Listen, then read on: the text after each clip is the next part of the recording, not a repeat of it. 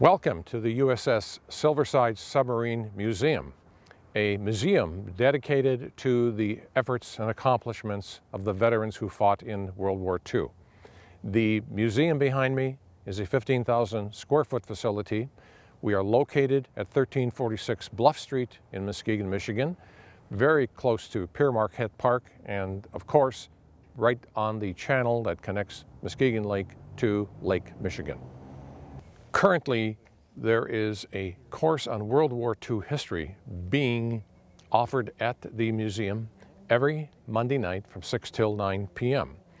Two instructors from Muskegon Community College have developed this course, and in cooperation with the college, the class is being offered here at the museum. Throughout the 15 weeks, each evening will have a different instructor, a different speaker, a different presenter with a specific expertise. The class is attended by students who have enrolled for credit, and the museum has made the offer to the community members to attend this lecture series if they so wish, and do so free, and of course donations are graciously and generously accepted. The topics throughout the course, if I may read from the notes that I have about the course, began on January 7th with the topic of From Versailles to Munich, talking about the transition from World War I to World War II.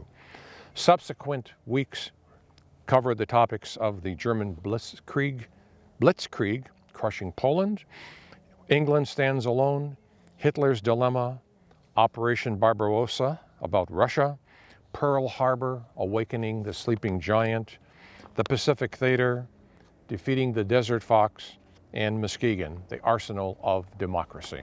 We invite you to come to the Silversides Museum on Monday evening, beginning Monday, January 14th, 6 p.m., to enjoy a very interesting evening about World War II history.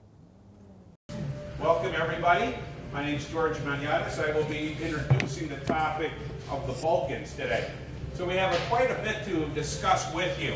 Obviously, you left last week probably depressed. The Battle of Britain is not going quite so well for Hitler. Sorry, Hitler. Just tough. But the British aren't winning either. It's a standstill. And we're going to look at perhaps one of the biggest turning points tonight, the battle for Greece and Yugoslavia, and why it's so important to focus on these. And perhaps we'll look at why history has not been kind to both efforts. Probably what we've found is, if you read most history books, the treatment of both of these is maybe a chapter at best. And it's always that the Greeks lost. And of course, the British lost with the Greeks, and it's mostly the British, which is not true. And we'll talk about that as well tonight. And we're going to talk about also Mr. Budimir, who's going to discuss the resistance in Tito and how instrumental the resistance was from the years of 1940, late 1941, all the way through 1944-45, and causing the Germans to spend an inordinate amount of resources and allocating a lot of things to a fight that they're not going to necessarily come out well for. One of the things we'll discuss tonight is what decisions Hitler has to face in October of 1940. It's clear that if the war would end in 1940, most of Hitler's war aims are already accomplished. So why get tied up in the Balkans of all places? And what disfavor or dishonor did Mussolini do to Hitler? And what a dysfunctional relationship the two had. We'll discuss a little bit of that. So we're going to talk about consolidating gains or to invade Yugoslavia and Greece, and how that decision ultimately has to be made by Hitler. We'll talk about the relationship between Mussolini and Hitler, because it's a rather complex one. And it's one that people have often looked at it from the wrong view. Many people thought that Mussolini was overwhelmed by Hitler. But for most of the relationship, it was the other way around. Hitler was in utter awe of Mussolini, because Mussolini had been doing this much longer and had gained victories that Hitler did not gain. First of all, Mussolini was elected, and Hitler was never elected. He ran for office, but never was really elected to the top position. The other thing is Mussolini is going to be viewed as probably a senior because he's got 11 years of experience on Hitler. By the time Hitler comes into power in 1933, Mussolini's already been in power for 11 years and successfully putting fascism to work in Italy. And we'll talk about that relationship as well. We're also going to talk about Mussolini's decision to go rogue. In other words, not telling Hitler of his plans to invade the Balkans until he actually does. And the way he goes about this, and some of the flaws with his strategic command, and pretty much the flaws with the Italian military. They're not prepared to go to war. In fact, all of their strategists have told them, don't go to war before 1949. And why do they go to war in 1940 and think that they're going to have a cakewalk in the Balkans? The other thing we're going to talk about tonight is how men in kilts may have saved democracy. Now you're saying kilts. I thought only Scotsmen wore kilts. Well, the Greek ceremonial guard costumes is a costume called the Evzone costume. And they wear a kilt. And they didn't wear it in war, but nonetheless, just like the Scots favor the kilt for their ceremonial costume, the Greeks favored the kilt for their ceremonial costume as well. And it's the bravery of the Greek army, a force that never amounts to more than 300,000, that keep the fascists at bay for 200 plus days. If you're going to add up all of the resistance by France, England, and others to this point, active resistance in terms of fighting, the Greeks easily outdistanced most of them in terms of their active keeping out the fascists out of their country, tying up critical resources that the fascists could use other places. And we'll talk about that as well. And finally, the implications for a Balkan campaign on Germany. This is the war they don't want. It's not timed right, and it's going to screw them up. And we're going to talk about that as well. So a lot of talking tonight. So this is Hitler. Hitler's facing a dilemma. In 1940, in October, he's pretty much run the table with the exception of one country. What country is that? Russia. Well, not yet. Russia hasn't. He's friends with Russia in 1940. Britain, he hasn't succeeded in conquering Britain. But he's done everything but conquer them because he's got them bottled up where? Back in Britain. They can't move too freely. So the British army is pretty much kind of stifled.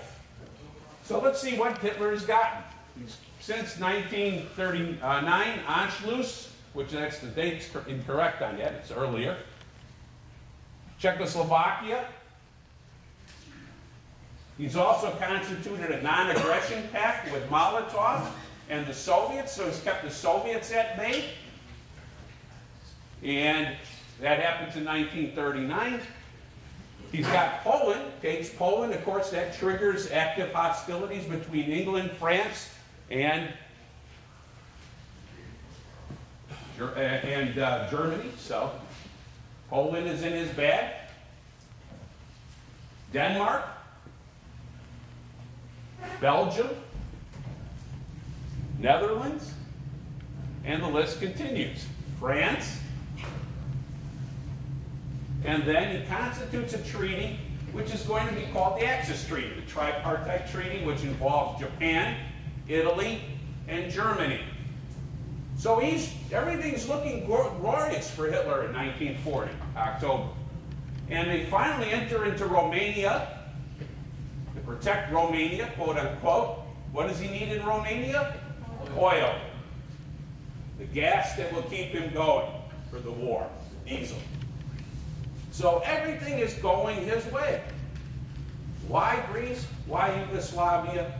Why touch any of these places?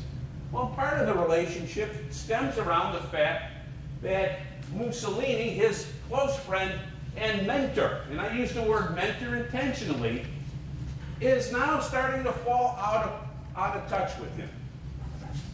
Prior to this point, Mussolini has been the person that's actively advised, consented with, talked with Hitler, and Hitler has kind of conferred with him. He's been kind of the senior statesman. Done it, seen it, already had experience with it. 11 years before Hitler's come to office. So Hitler starts, and his successes begin to do what? Get him more active and less in the conferral process and more towards the directive process. By 1939, he's telling Mussolini where he needs his assistance and where he should deploy his troops. So he's now actively telling him instead of what? Conferring with him. When it came down to Anschluss, Mussolini was in the ground level decision making. He was asked, what do you think? How do we go about this? He was actively advising. That doesn't happen by the time Libya, North Africa start to get on the map. He's told to ship down there. Get your troops down there, fight. The Italian army is not in good condition. And I will show you some of their equipment tonight. Some of your cars are more powered than their tanks. Some of their weapons are more reminiscent of World War I weapons than they are World War II weapons. And the industrial capacity of Italy to produce weapons is highly constrained. They don't have the industrial output that Germany has.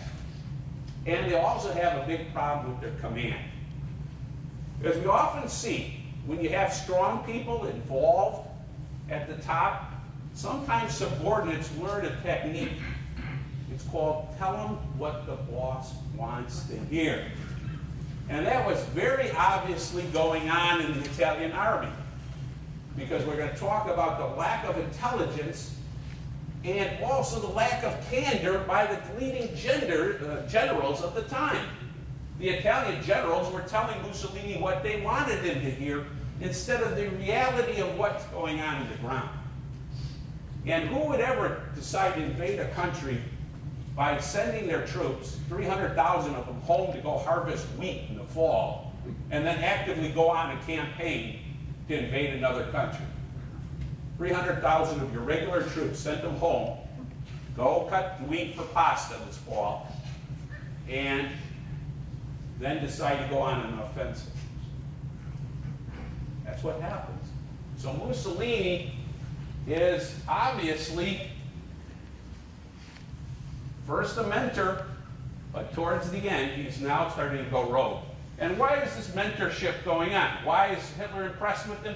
Mussolini, as I've mentioned, since 1922 in power. He's a master at manipulation. Gets elected, and as soon as he gets elected, he has the long march, the March of the Black Shirts to Rome. And what does he do? Next thing you know, he's prime minister. And then he's running a one-man show. And the king of Italy is essentially moot during this whole process. Very few people remember that there was a king of Italy all through World War II.